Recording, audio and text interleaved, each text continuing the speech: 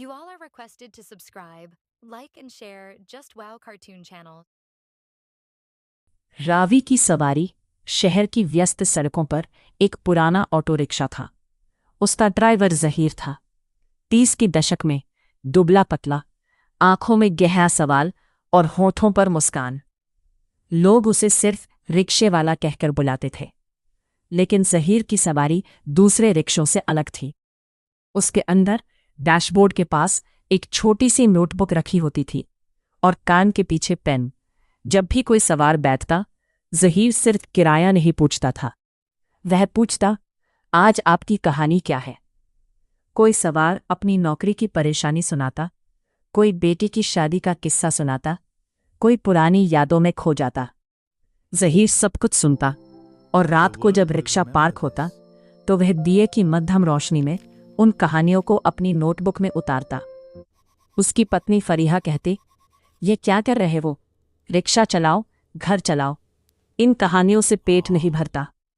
पड़ोसी की ताना मारते, लेखक बनना है, पहले अपनी लिखावट तो सीधी कर लो। लेकिन जहीर नहीं रुका।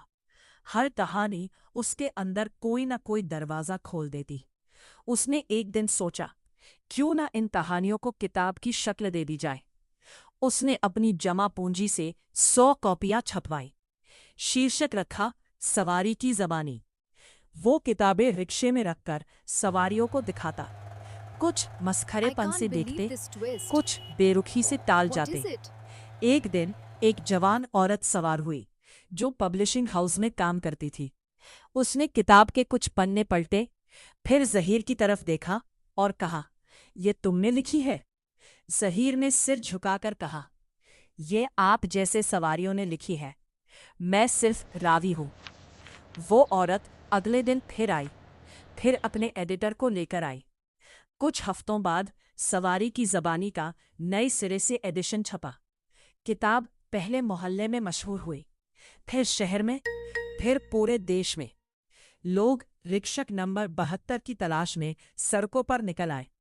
जहीर अब भी रिक्शा चलाता था, लेकिन उसकी नोटबुक की कहानियां You all are अब requested to अखबारों की शान subscribe, बन रही थी। like and share Just Wow cartoon channel.